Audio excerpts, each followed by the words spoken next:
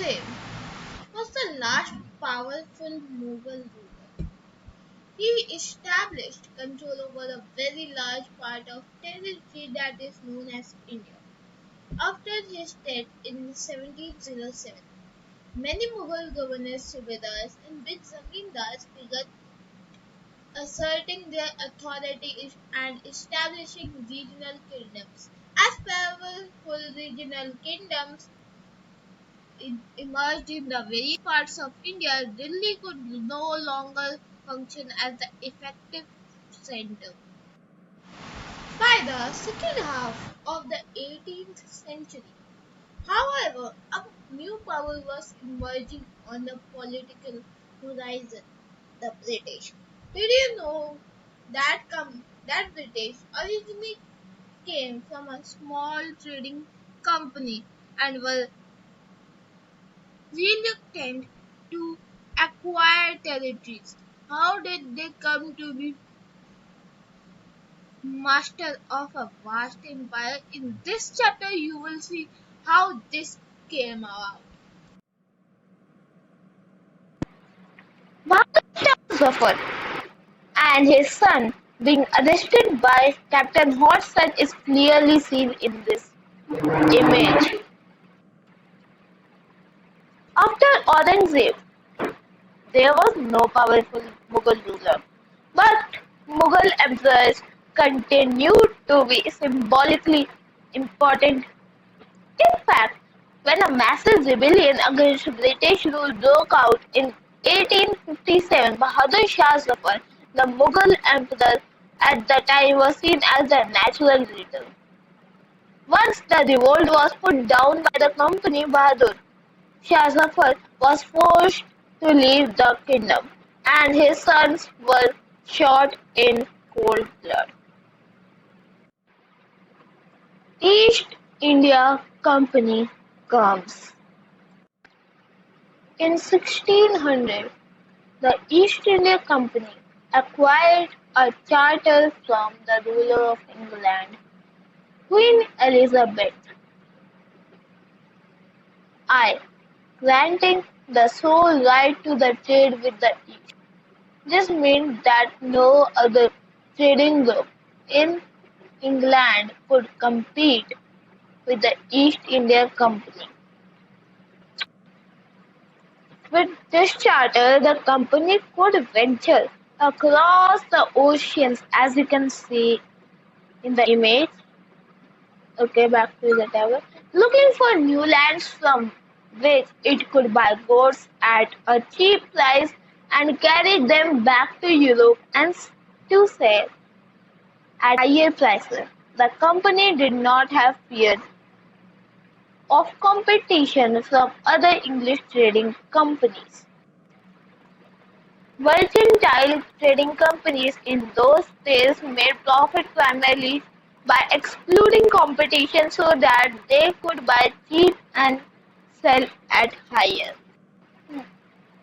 The Royal Charter, however, could not prevent other European powers from entering the eastern markets. By the time the first English ships sailed down the west coast of Africa, round the Cape of Good Hope, and crossed the Indian Ocean, the Portuguese had already established their presence in the western coast of India and had their base in Goa. In fact, it was Vasco da Gama, a Portuguese explorer, who discovered this sea route to India in 1498. By early 17th century, the Dutch too were exploring the possibilities of trade in Indian Ocean. Soon the French traders arrived on the scene. Meet her. She was present at that time. She could tell us more about the topic. Let me tell you, I don't remember too much, but do some. The problem was that all the companies were interested in buying the same things. The fine qualities of cotton and silk produced in India had a big market in Europe. Pepper, cloves, cardamom and cinnamon too were in great demand. competition amongst the European companies inevitably pushed up the prices at which these goods could be purchased, and this reduced the profits that could be earned. The only way the trading companies could flourish was by eliminating rival competitors. The urge to secure markets therefore led to fierce battles between the trading companies. Through the 17th and 18th centuries they regularly sank each other's ships, blockaded routes, and prevented rival ships from moving with supplies of goods. Trade was carried on with arms and trading posts were protected through fortification.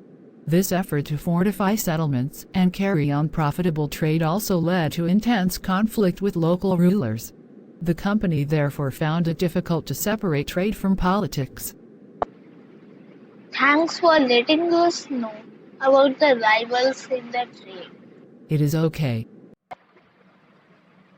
The East India Company began their trade in Bengal. The first English factory was set up on the banks of the river Hooghly in 1651. This was the base from which the company's traders known as the factors operated the factory. The factory had a warehouse where goods for export were stored and it had offices where company officials sat. As trade expanded, the company pursued merchants and traders to come and settle near the factories. By 1696, it began building a fort around the Mughal settlement.